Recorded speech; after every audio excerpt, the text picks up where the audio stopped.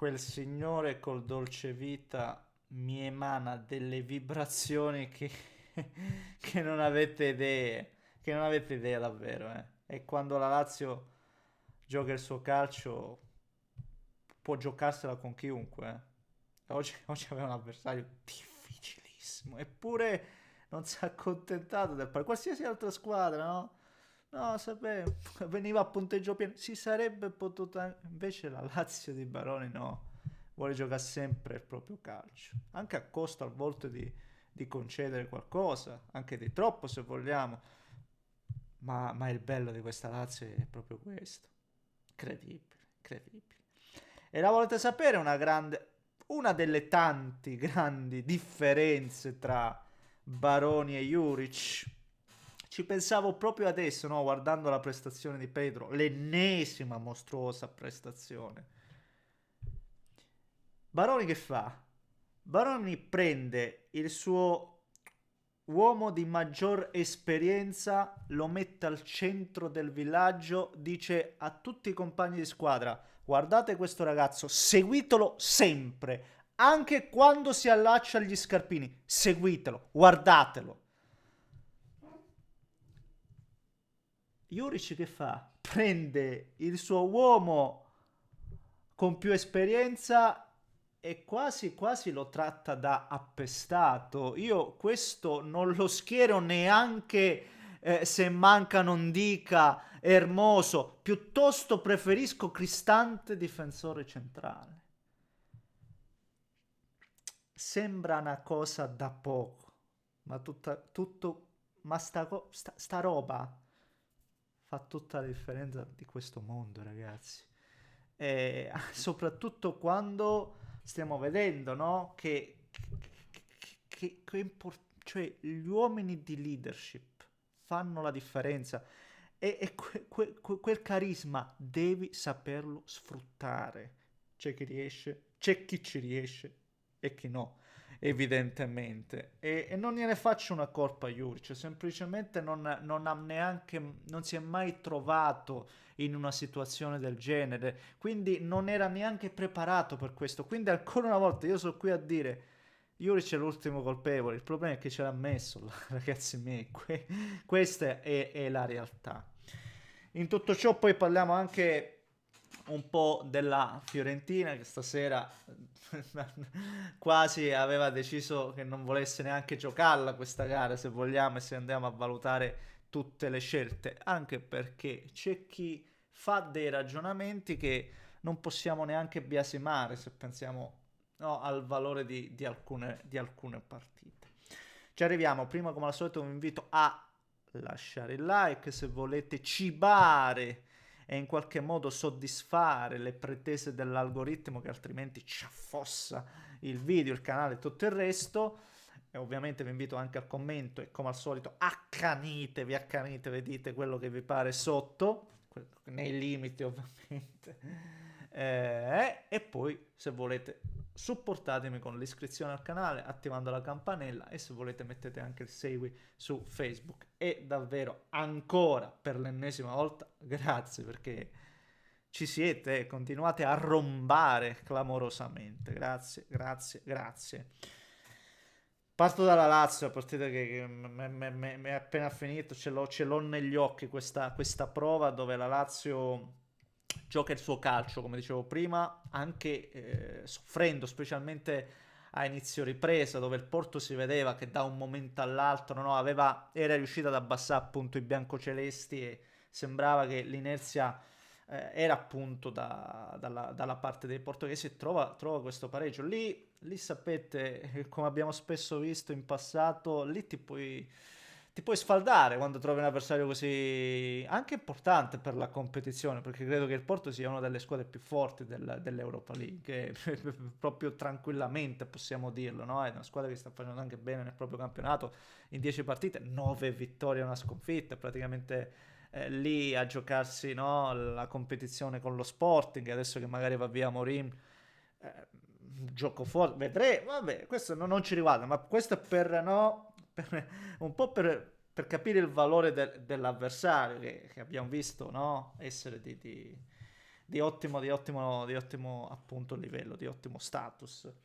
E, e io vi dico una roba, nonostante magari anche nel primo tempo, se vai a vedere occasioni ghiotte, il Porto le ha costruite, l'incrocio dei pali, quella palla messa in mezzo dove non riesce il tap-in dell'attaccante, però nella proposta, nel gioco offerto, a me piace a me dà, come dicevo prima, quelle vibrazioni me le dà la Lazio, me le danno giocatori come Pedro, che davvero, cioè Pedro non è che il classico giocatore che è solo carisma, che davvero no, tu lo vedi giocare e dici eh, come posso dire, no, che magari ogni tanto fa la giocata, no, Pedro fa tutto, ragazzi, fa tutto, lo trovi ovunque.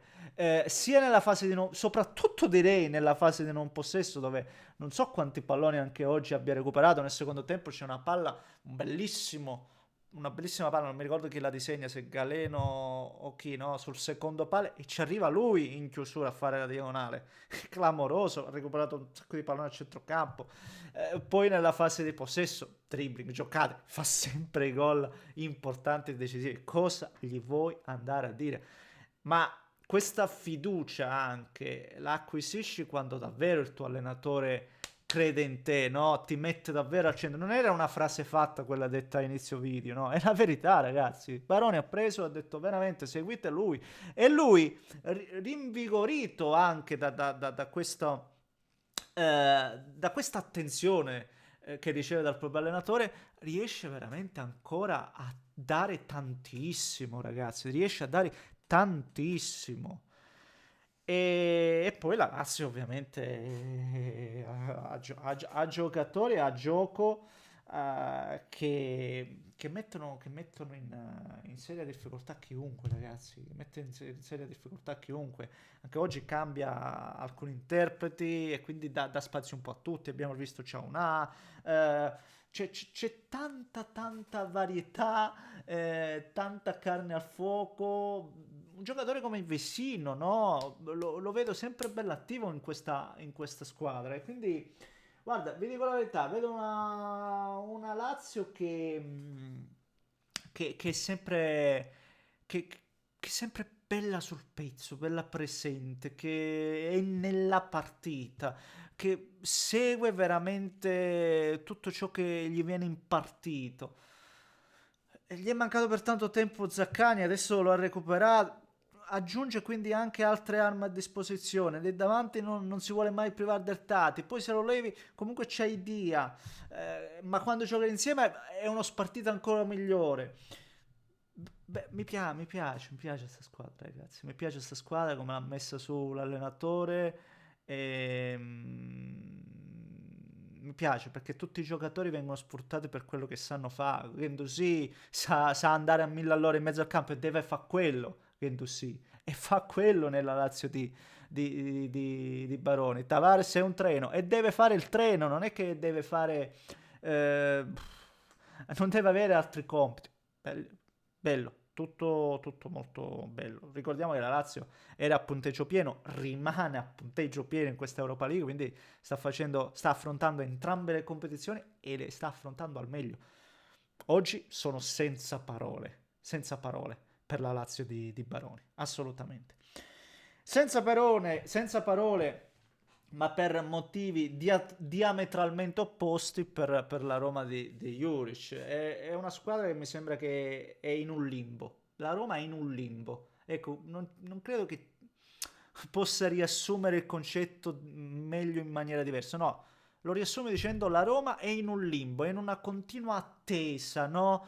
È un vagare lento, no? Perenne, costante, estenuante. Sai già che la stagione è quasi praticamente in vacca, non c'è neanche futuribilità perché il progetto Juric, allenatore che doveva venire per portare trofei, ma quali trofei? Ma di cosa parliamo? Dico forse, l'unica nota positiva è che dopo un mese e mezzo di Juric finalmente si è svegliato Juric, finalmente si è destato il pargoletto, oserei dire, perché nel post partita, che solitamente era peggiore della partita, se c'era una cosa peggiore della partita, delle partite della Roma, erano diventati post partita. Questa volta, per la prima volta, vado, no, me lo so appuntato e vado a parafrasare cosa dice. Oggi non possiamo essere molto soddisfatti. Alleluia. Alleluia, se ne è accorto persino lui. E possiamo essere soddisfatti della prestazione, ecco, sostanzialmente. Poi sulla società non si sbilancia, fa l'agnellino dicendo non posso e non voglio entrare in altre discussioni. È un allenatore che a me piaceva soprattutto per la sua, no, per il fatto che mostrava i denti. Non li mostra, cioè non mostra neanche i denti più sta allenatore qua. Quindi sostanzialmente io non vedo nulla, non vedo nulla. Se prima dicevo la Lazio no, mi emana delle vibes, e invece la Roma per me è un come si dice?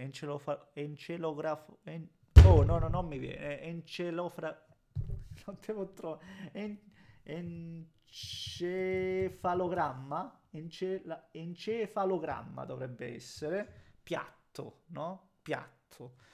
E quindi, ragazzi miei, non lo so di cosa vogliamo parlare. Davvero, davvero, alcuni giocatori mai presi in considerazione. Parlavo prima di Hummels, è pazzesco che neanche oggi lo butti dentro quando ti mancano i giocatori che prima ho citato. È pazzesco, significa davvero che tu non gli vuoi dare spazio a un giocatore che appunto no, soltanto per leadership comunque potrebbe offrire qualcosa a una squadra che è carente nella leadership, perché chi è il leader della Roma? Pellegrini? Non credo, per me anzi, ma anche un bravo ragazzo Pellegrini, un giocatore che se liberato da alcune pressioni può dire anche la sua. Io non so uno di quelli che dice no, Pellegrini non sa giocare a palla, no, Pellegrini è uno dei pochi che sa giocare anche bene secondo me a palla, ma deve essere tranquillo, deve essere sereno. E in questo clima, in questa squadra è impossibile trovarla. Uno dei pochi giocatori che continua a salvare per quanto mi riguarda per me è Koné, perché è l'esatto prototipo del giocatore magari di Juric, e ce ne sono pochi giocatori juriciani, ce ne sono veramente pochi. Per questo motivo io continuo a dire cosa è stato preso a fare Juric. E non lo so, ragazzi, oggi niente. Questo uno pari, la coperta mi sembra sempre troppo corta. Vuoi andare a fare ci provi anche nel finale, ma per provarla a fare il gol rischi più volte di prenderlo, perché c'è stato un 3 contro 4 e c'è stata nel finale l'occasione in cui Svilar comunque ci deve mettere una pezza. Troppo affanno, troppa fatica, troppa difficoltà contro la 10ª squadra del campionato belga, ragazzi. E non è che stiamo parlando di una squadra di chissà quale livello dove dici ci può anche stare, no? Sì, la Roma continua a fare enorme fatica, continua a mostrarsi scialba nelle prestazioni e a non offrire nulla, nulla. Oggi poi magari tanti cambi, no? Dopo ha messo Topic, tutto quello che volete, ma è una squadra davvero piatta, quasi trasparente. E non lo so, io credo e mi auguro anche per dare una scossa, non è che risolvi tutto, ma dai una scossa facendo qualcosa. Io a mo' di scherzo, ma no, no a mo' di assolutamente no a mo' di scherzo, no, ma l'altra volta ho detto richiamato, ma davvero fate qualcosa, non volete richiamare De Rossi e forse non sarebbe neanche giusto che De Rossi torni sulla panchina, va bene, ma Allegri, Mancini, vedete un po' voi, qualcosa bisogna fare, perché così davvero puoi solo peggiorare. Io non vedo, ripeto, non vedo futuribilità, non vedo progetto, non vedo nulla ad oggi per la Roma, ed è questo l'elemento più gravoso per quanto mi riguarda. E chiudendo con la Fiorentina, oggi la Fiorentina dispiace perché veniva da 7 vittorie consecutive e quindi anche soltanto per inerzia mi auguravo che potesse continuare questa striscia. Difficilissimo quando praticamente giochi con tutte le riserve, tutte, cioè non c'è stato uno che in qualche modo si è salvato, forse Richardson, che neanche considero forse titolarissimo, anzi, però era l'unico, no? L'unico giocatore che aveva giocato quella precedente. Tutti gli altri, tante alternative, tanti cambi e tante sbavature, tanti errori nel primo tempo. Poi attenzione, vai a vedere, no? Occasione da parte e dall'altra, si poteva fare anche qualcosa, si poteva anche pareggiarla, premettendo che nel secondo tempo non si è proprio giocato, ma solo veramente perdite di tempo, e sta cosa mi ha dato un fastidio atroce, in un campo anche caldo, vedevo fumogeni, petardi, mamma mia, l'avversario era, mettiamola così, l'avversario oggi era nettamente più motivato e ha utilizzato anche tutti i mezzi a disposizione. A differenza della Fiorentina invece, che ha cercato di risparmiarli tutti i mezzi. E sai, da un lato non riesco neanche a biasimare le scelte dell'allenatore, sapete perché? Perché in questo momento la Fiorentina in campionato sta facendo davvero vedere belle cose. Sai, se tu riesci a mantenere quel passo, quel ritmo, ti vai a giocare per l'Europa, e chissà anche per l'Europa che conta. No, che non sogniamo, non esageriamo, però ragazzi, nulla è così proibitivo, no? E ne abbiamo viste anche in passato, anche nel vecchio passato, dove l'Udinese di Spalletti, no? Perché no? Perché no? Perché no? Però è ovvio che poi devi trovare delle scelte e percorrerle assolutamente, che è quello che poi fa la Fiorentina di Palladino in campionato, assolutamente. Oggi, ribadisco, oggi questa per loro era per la Viola era una partita di davvero poca importanza, almeno è questo quello che ha trasmesso, ragazzi, non prendiamoci in giro. Poi è vero, nella ripresa, già il cambio, no? Già aver tolto Adli per Bertrand qualcosina ha dato, però come dicevo prima, un po' la coperta corta, perché quando si spinge in avanti, no? Anche gli avversari, no? Così ha avuto qualche situazione addirittura per chiuderla. È andata così, una sconfitta che non credo faccia malissimo, non penso faccia malissimo ai tifosi viola, ripeto, perché sì, sostanzialmente.